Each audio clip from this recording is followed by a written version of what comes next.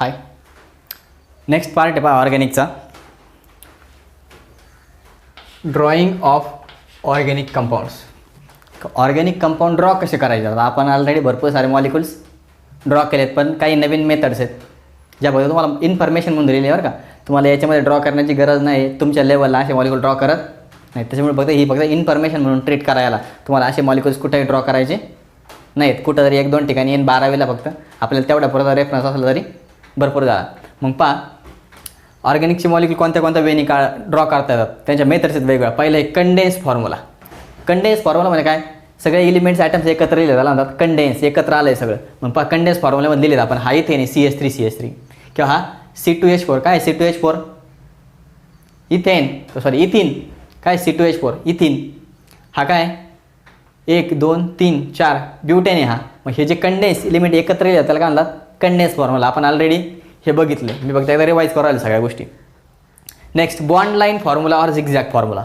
हा पण बघितला आपण झिगझॅग किंवा बॉन्ड लाईन. त्याला काय म्हणलं तर बॉन्ड लाईन म्हणजे इथे काय म्हणलं फक्त बॉन्डच्या लाईन ओढल्या जातात, मग त्याला बॉन्ड लाईन फॉर्म्युला. मग हा आहे पहा तुमचा 1 2 3 4 5 पेंटेन. हा काय 1 2 3 4 हा ब्यूट 2 इन.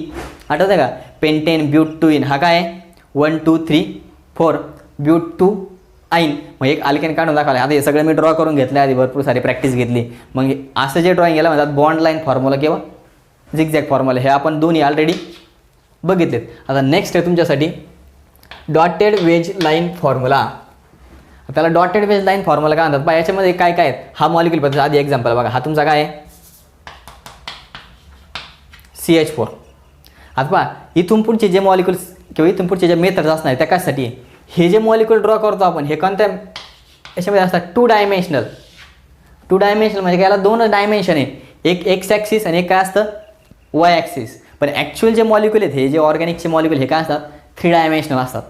काय असतात 3 डायमेन्शनल. 3D पिक्चर वगैरे ऐकलं असेल तुम्ही. मग 3 डायमेन्शनल म्हणजे काय ॲक्च्युअली तो मॉलिक्युल दिसतोय कसा. 3 डायमेन्शन स्पेस आपण हे जर स्पेस कन्सिडर केला त्या स्पेसमध्ये हा मॉलिक्युल ॲक्च्युअली दिसतो कसा. तुम्हाला आठवतं आहे की मी तुम्हाला पहिल्या लेक्चरमध्ये मिथेनचा मॉलिक्युल दाखवला होता, मिथेनचं स्ट्रक्चर दाखवलं होतं. आठवतं आहे का. नसतं तर पहिलं लेक्चर बघा, त्यामध्ये मिथेनचं मॉडेल दाखवलं मी तुम्हाला का मिथेन ॲक्च्युली दिसतो कसा. ते जो शेप आहे टेट्राहायड्रल शेप दाखवला तुम्हाला. ते एक मॉडेल माझ्या हातामध्ये होतं, ते एकदा बघून घ्या जर ज्यांनी बघितलं नसेल त्यांनी. मग ते जे ॲक्च्युअली ते काय 3 डायमेन्शनल आहे.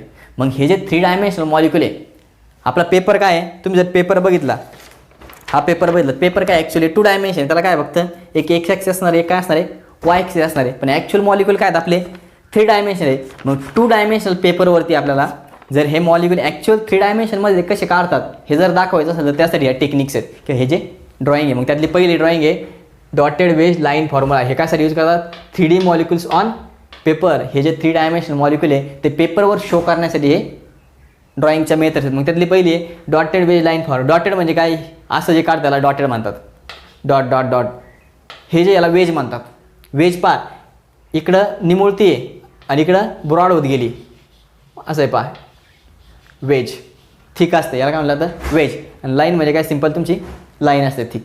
मग हे डॉटेड वेज लाईन.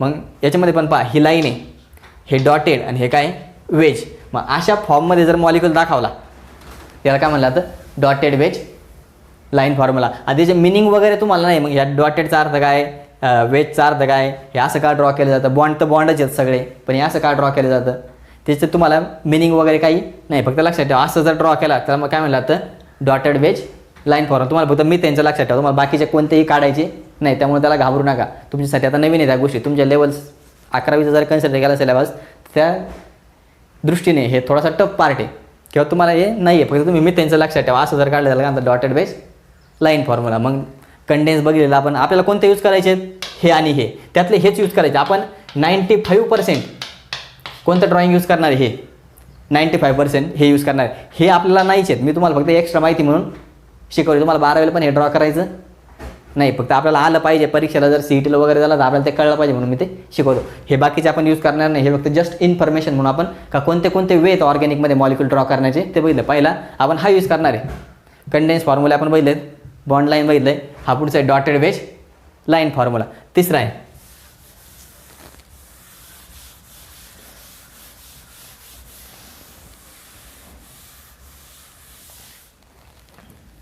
C किंवा D लावा सॉरी डी, याला म्हणतात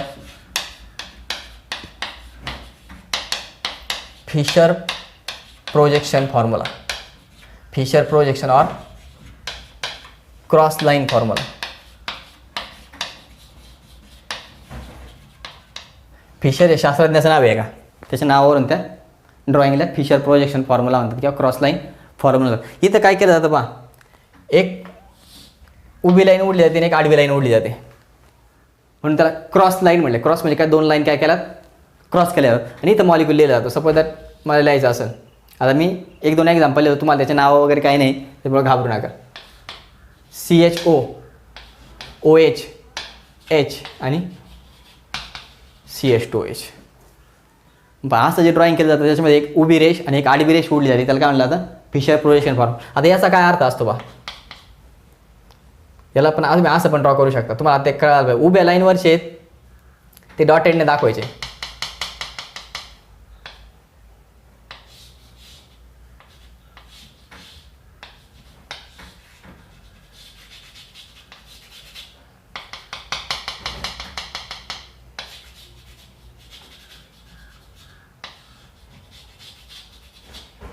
यावेळेस तुम्ही असं पण ड्रॉ करू शकता. हा CHO, हा काय CH2OH, OH आणि H. म्हणजे पहा, जी व्हर्टिकल लाईनवरती, व्हर्टिकल म्हणजे काय, उभी लाईन, ते व्हर्टिकल लाईन कशाने दाखवायचे, डॉटेडने दाखवायचे. आणि जे हॉरिझॉन्टल लाईन आहे, हॉरिझॉन्टल लाईन कशाने दाखवायची, वेजने दाखवायची. मग तुम्ही यालाच असंही ड्रॉ करू शकता, व्हर्टिकल लाईनवरचे डॉटेडने आणि हॉरिझॉन्टल लाईनवरचे वेजने. किंवा याला दुसरा एक एक्झाम्पल जर घेतलं मी याचं, शिवाय असा मॉलिक्यूल तुमचा COOH, COOH, OH, OH, H, H. तुम्हाला जर याला ह्या फॉर्ममध्ये काढायचं तर काय करणार मी, पहा,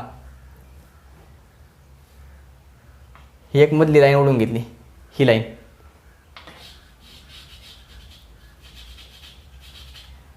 आडव्या लाईन म्हणजे वेज काढायची,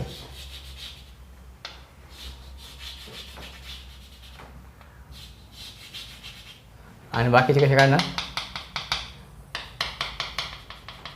डॉटेडने काढणार. मग हा आहे तुमचा COOH, OH, OH, COOH, H आणि H. पहा, आडव्या लाईनवरचे वेजनी दाखवलेत, ही वेज आहे,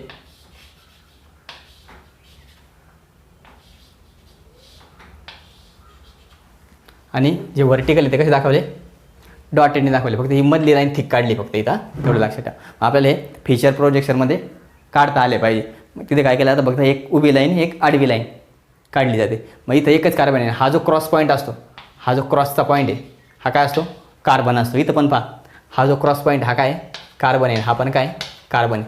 ड्रॉ नाही केला जातो, तो कन्सिडर केला जातो. जिथं दोन लाईन क्रॉस होतील तो पॉईंट काय असला पाहिजे, कार्बन असला पाहिजे. मग हे पुढचं ड्रॉइंग आहे फिशर प्रोजेक्शन और क्रॉस लाईन फॉर्म्युला. नेक्स्ट एक बघू आपण.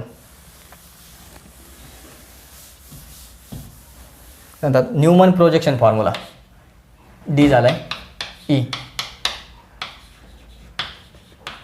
Neumann projection formula.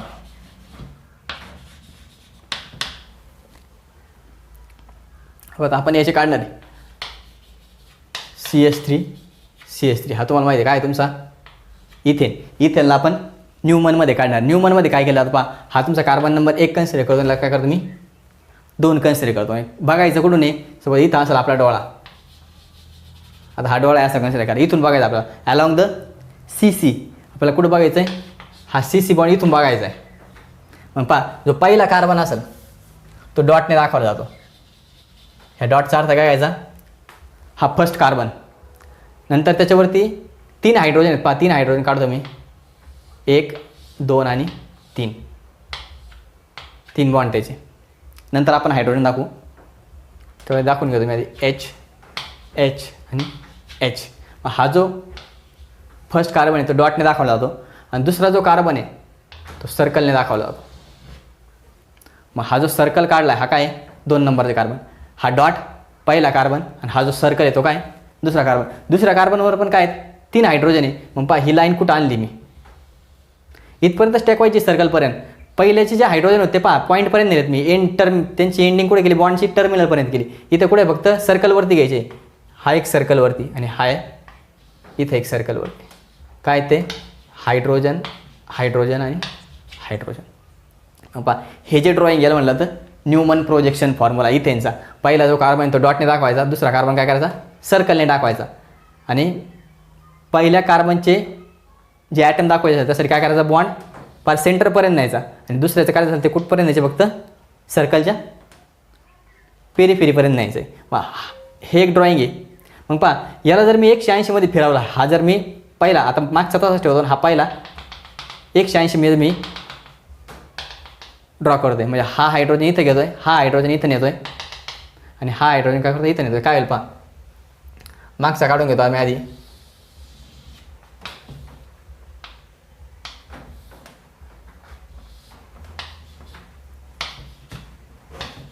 हा मागचा काढून घेतला आधी. हा सर्कल फर्स्ट कार्बन इथला कुठे नेला, इकडे नेला आहे. पहा इथला हायड्रोजन इकडे घेतला आहे, हा जो आहे तो इकडे नेला आहे आणि हा काय नेला आहे इकडे नेला आहे.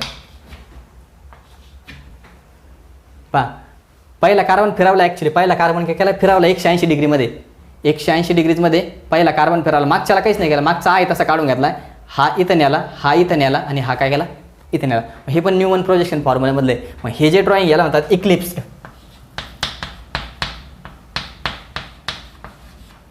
हा फॉर्म काय म्हणतात इक्लिप्स फॉर्म आणि याला म्हणतात स्टॅगर्ड.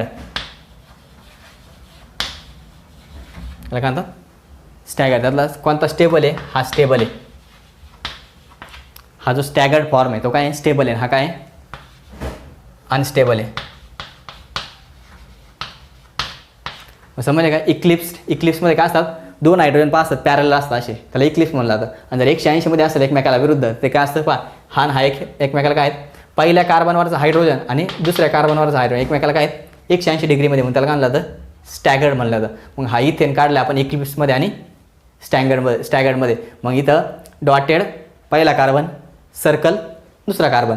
पहिल्या कार्बनचे बॉन्ड एकदम रिच करायचे पॉईंटपर्यंत आणि दुसऱ्याचे काय करायचे फक्त सर्कलपर्यंत. मग हे जे ड्रॉइंग केलं जातं न्यूमन प्रोजेक्शन फॉर्म्युला. तुम्हाला घाबरू नका या स्ट्रक्चरला, हे तुम्हाला कुठेही ड्रॉ करायचे नाहीत, जस्ट आलेत सिलेबस म्हणून आपण इन्फॉर्मेशन म्हणून बघतोय.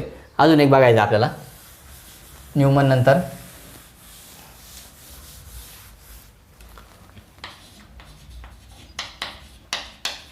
सॉहॉर्स और एंडिरॉन और पर्स्पेक्टिव फॉर्मूला. सॉहॉर्स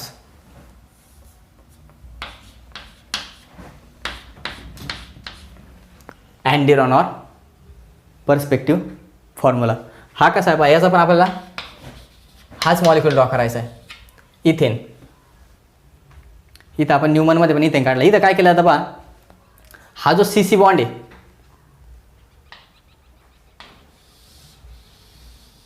इथे एक स्लॅटिंग लाईन काढली जाते. स्लॅटिंग म्हणजे काय, स्लॅटिंग लाईन म्हणजे एक आडवी लाईन काढली जाते. आणि तो काय असतो तुमचा, याला सपोज मी एक कार्बन म्हणतो, त्याला काय म्हणतोय 2 कार्बन म्हणतोय. मग हा जो असतो खालचा तो असतो फर्स्ट कार्बन आणि हा वरचा काय सेकंड कार्बन. आता पहिल्या कार्बनवरती काय 3 हायड्रोजन, मग ते काढून घेतो मी पहा 1 2 आणि 3. इथं पण 1 2 आणि 3. आता तुमचा पहिला कार्बन होता, हा दुसरा कार्बन, त्याचे हायड्रोजन देऊन घ्या H H H. इथं पण H H अँड H. मग इथं काय केलं जातं सॉर्समध्ये एक स्लॅटिंग लाईन काढली जाते आडवी लाईन. त्याला बॉटमचा फर्स्ट कार्बन आणि टॉपचा सेकंड कार्बन, पहिल्या कार्बनवरचे ॲटम्स त्याला बॉन्डने काढायचे, दुसऱ्यावरचे पण काय करायचे त्याला बॉन्डने काढायचे. मग पहा इथं कसं झालं आहे, तुम्ही जर बघितलं हे दोन हायड्रोजन असे आहेत, येते का लक्षात. हात जर असेल, हा जर कार्बन असेल हा दुसरा कार्बन असेल, तर पहा 2 हायड्रोजन असे तिथं, कळतं आहे का. मग हे 2 हायड्रोजनमध्ये जर तुम्ही बघितलं ते पॅरलल वाटते एकमेकाला, समांतर वाटते. आता मी काय करतो, याला 180मध्ये खाली फिरवतो, याला इकडे फिरवतो आणि याला इकडे फिरवतो, तर काय होईल पहा.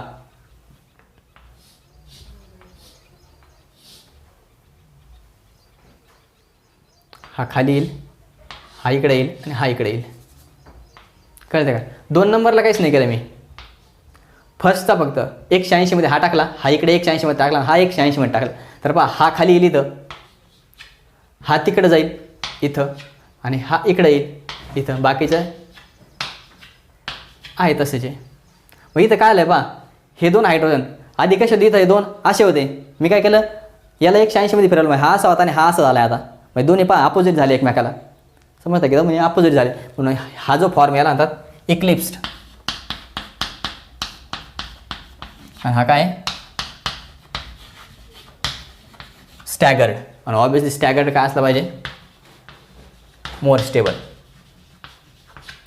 मग हे 100 आवर्समध्ये काढलेले आहेत इथेन आणि हा न्यूमन प्रोजेक्शनमध्ये काढलेला आहे. मग हे बघितलं पाकडणे आपल्याला हे यूज करायचे नाही आहेत, आपण फक्त जस्ट माहिती म्हणून बघते. मग आपण कोणता वेळेला आधी कंडेन्स, नंतर बॉन्ड लाईन किंवा झिगझॅग, नंतर डॉटेड वेज लाईन फॉर्म्युला, त्याच्यानंतर फिशर प्रोजेक्शन फॉर्म्युला, नंतर न्यूमन प्रोजेक्शन फॉर्म्युला आणि लास्ट होता 100 आवर्स ऑर अँड्युरॉन फॉर्म्युला. मग आपल्याला तुम्हाला एवढेच काढता आले पाहिजे. जर परीक्षेला आले कोणी विचारणार शक्यतो नाही आहे, पण जर आलं तर आपल्याला काढता आले पाहिजे. त्यातला जर 2 हायड्रोजन समांतर असतील तर इक्लिप्स्ड आणि अपोजिट असेल तर स्टॅगर्ड. मग हा याचा इक्लिप्स्ड, हा स्टॅगर्ड, हा इक्लिप्स्ड आणि हा काय स्टॅगर्ड.